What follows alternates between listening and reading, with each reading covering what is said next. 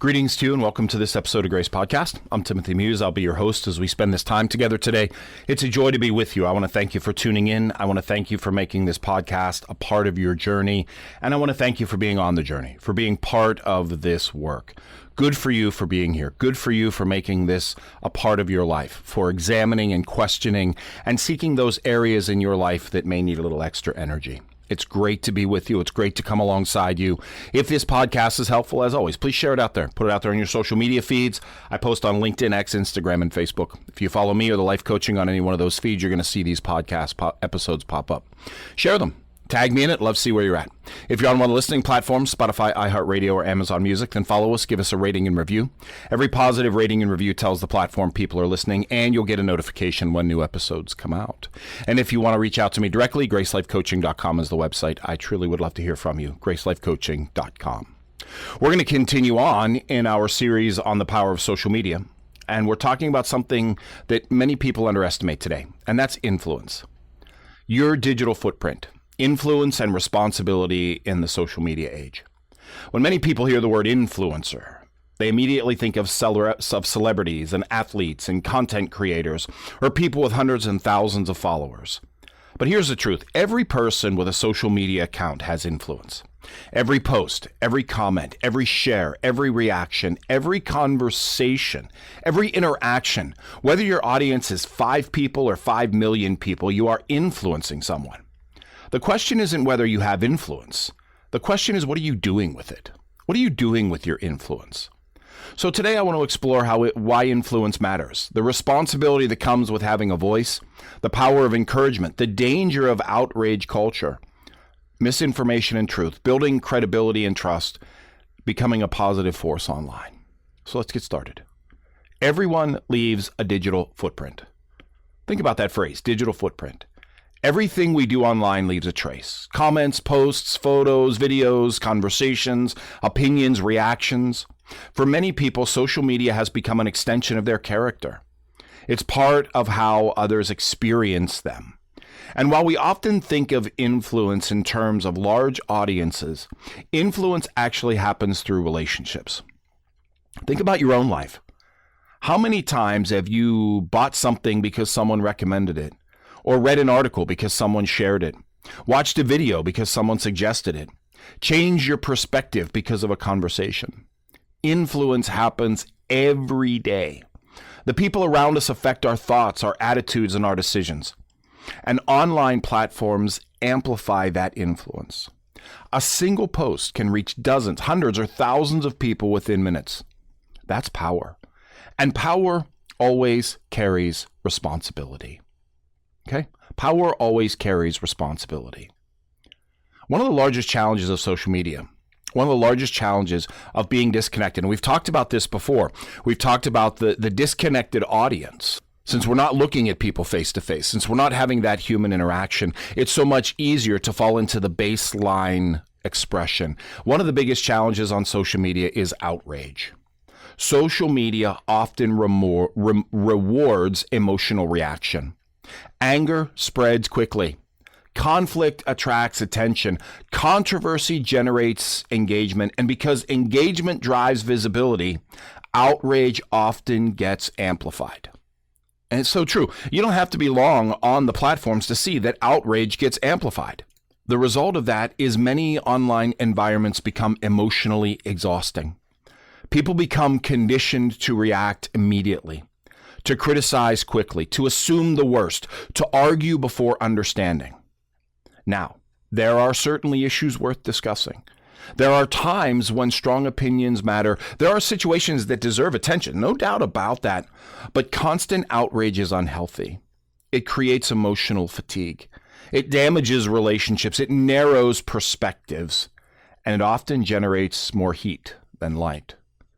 One of the most powerful questions you can ask yourself before responding online is, am I contributing understanding or simply adding more noise? I don't think many people ask that question. They just add more noise. They just throw in their 2 cents worth, their outrage, whatever their outrage is. And maybe they're not outraged about the circumstance, but they're outraged. And this is a platform that they can express that outrage without immediate consequence, without having to react to deal with the immediate reaction. to look at the person in the eye while they say it. That's what happens when the platforms disconnect with people. Outrage. It is an outrage culture. We're outraged about everything. And that is a struggle because it can lead to emotional fatigue. It can damage relationships even when we don't want to. It can narrow perspectives, and it generates a lot of heat. It generates a lot of fire. And that's not what we want to do. That's not how we want to use our influence on the platforms that we're connected to.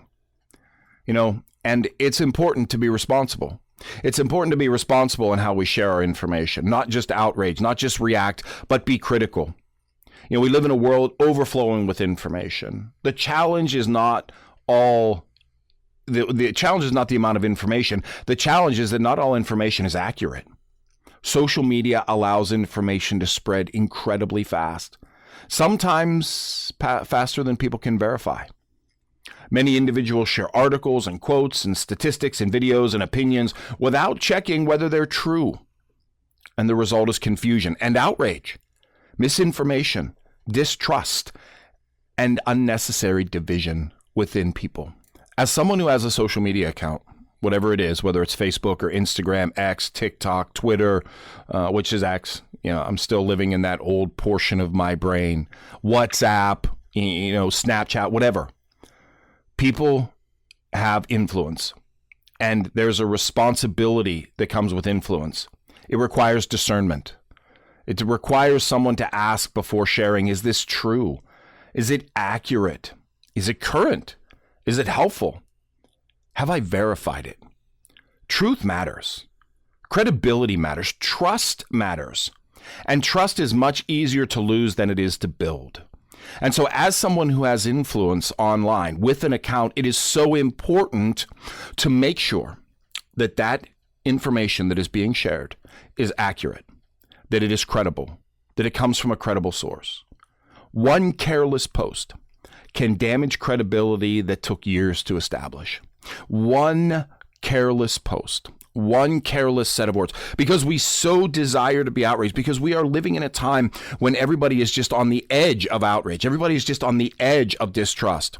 We see it all over. So one careless post can damage credibility that took years to establish. Maybe not your own, maybe someone else's credibility. And we have the power to do that.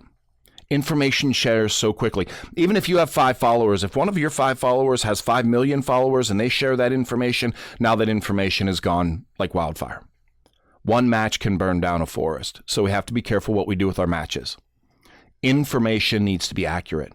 So we have a responsibility when we're sharing information. We have a responsibility as influencers, and we all are. We have a responsibility as influencers to make sure that the information we share is true, it's accurate, it's current, it's helpful, and it's been verified.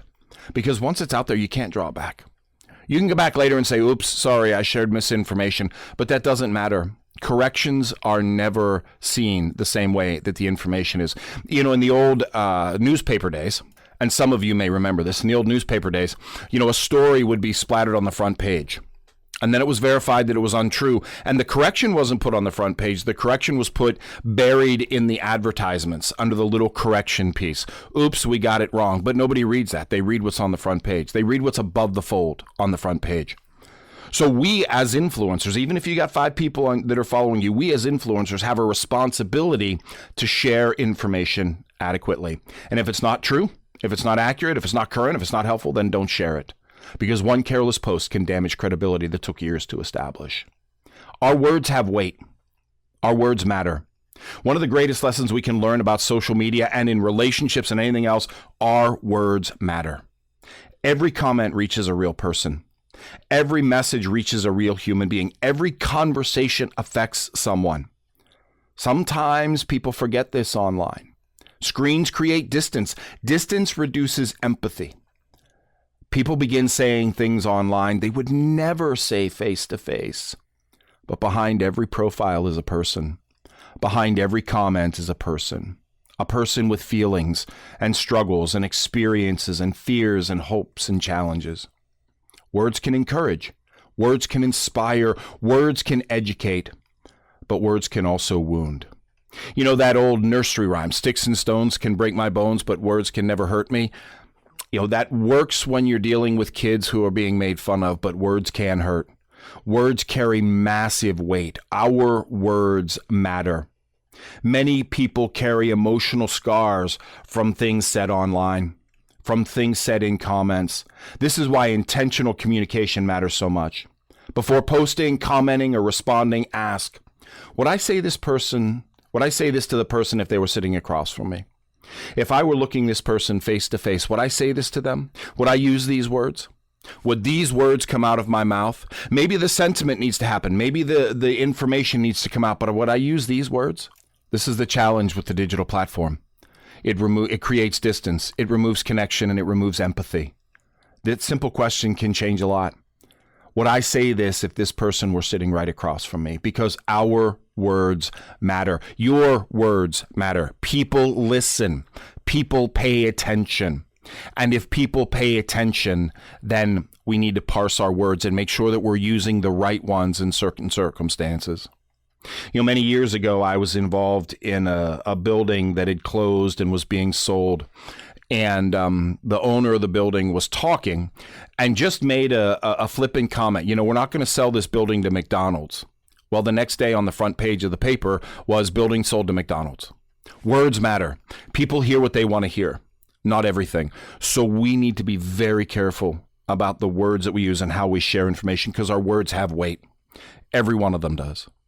I've done a lot of thinking about words. And, 1,000 years ago, people spoke 800 to 1,000 words a day. Now we speak anywhere from 7,000 to 30,000 words a day. So we use words a lot. So we need to be very, very aware of the words that we use, particularly when we're typing and posting online, because we're not looking at someone in the face. We're not seeing the reaction. Our simple comment may send someone into a spiral that we can't help pull them out of. So our words matter. So we have to be very, very careful with the words that we use. It's so important. And if we're going to use words, then use them to encourage. There's so much negativity and brokenness and outrage online. There's so many comments that tear down regardless and unnecessarily. So maybe it's time to use words to encourage. Be positive. One of the most powerful forms of influence is encouragement. And here's the beautiful thing. Encouragement costs nothing. A thoughtful message, a sincere compliment, a word of appreciation, a note of support, a moment of kindness. These actions may seem small. They may seem irrelevant in the noise of outrage, but small moments often have significant impact. Many people are struggling quietly. They may never tell you. You may never know, but your words can make a difference. Imagine if people use social media to encourage and support and educate and inspire and uplift. The digital environment would look very different. And that change begins one person at a time. It doesn't change with the influencers and the creators. It changes with you. It changes with using the power of encouragement, of wanting to lift people up, of wanting to give people encouragement with your words rather than outrage. Wanting to give people possibility and hope and learning and support rather than tearing them down. The digital environment would look very different if we weren't just reacting with outrage.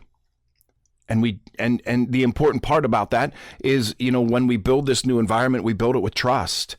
Trust is one of the most valuable forms of influence, my friends. People listen to individuals they trust, and trust is built slowly. Trust is built slowly. So how do we build that in an online environment? Well, for one thing, we be consistent. Let your actions match your words.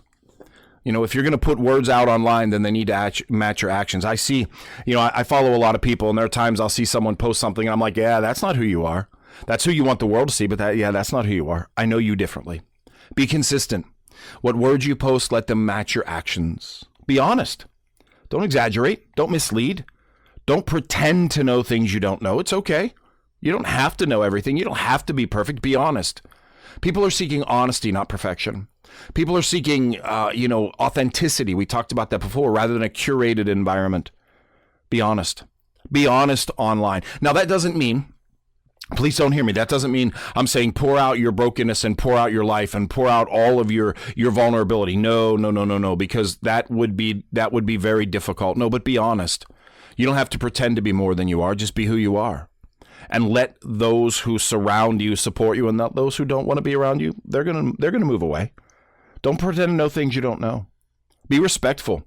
Disagreement doesn't require disrespect. We are allowed to disagree in our world. We disagree about a lot of things, and that's okay. But disagreement does not require disrespect.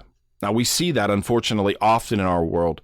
We see people that disagree, and rather than working on agreement or finding common ground, they call names, they make fun of, they create nicknames, okay, and tear people down. I don't agree with you, so I'm going to tear you down. Well, that's not how we as a society live. That's not how we build relationships.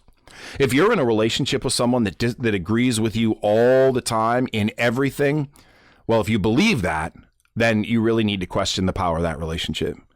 Because two people coming together, a group of people coming together, they're never going to agree on everything. But that doesn't mean that they deserve disrespect. If someone believes something else, it doesn't mean they deserve disrespect. You can be respectful even in disagreements. Be authentic. People connect with genuine humanity. That's what I was saying. Be authentic. Be who you are, not who you want everybody to believe you to be. Because if you run into them, or if they know you, you're like, yeah, that's not really who you are. I'm not really quite sure where you're going with that. Be authentic. And add value. Focus on helping more than impressing. Trust grows when people consistently experience integrity, and integrity remains one of the most powerful forms of influence available. Be authentic and add value. If what you're doing isn't adding value, if it's just adding to the noise, then you need to ask yourself, am I really going to add it? That is what is so important. And here's the thing. Here's the thing about social media. Here's the thing about the platforms. That information doesn't go away. We can't delete it and it just goes away. No, it follows us, all right? So you have to ask yourself, if someone looked at your online activity over the past year, what would they learn about you? Who would they see you as? Would they see you as someone who, has wisdom and kindness and encouragement and integrity and growth?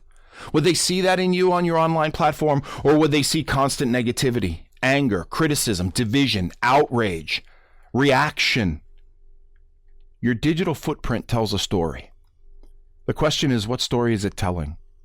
Every post contributes to that story. Every comment contributes to that story. Every interaction contributes to that story. Influence isn't built through one dramatic moment. It's built through consistent small actions over time. So what is your legacy? What does your digital footprint look like?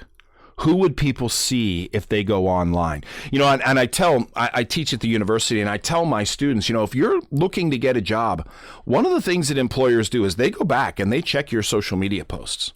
They check your social media accounts. They look at your posts and your pictures. So if you're looking to get a new job in a certain field, and your future employer goes back and looks at the constant negativity and the outrage and the anger, you know what? They're going to question whether this is the type of personality they want in their world. What does your digital footprint look like? Very important. Okay?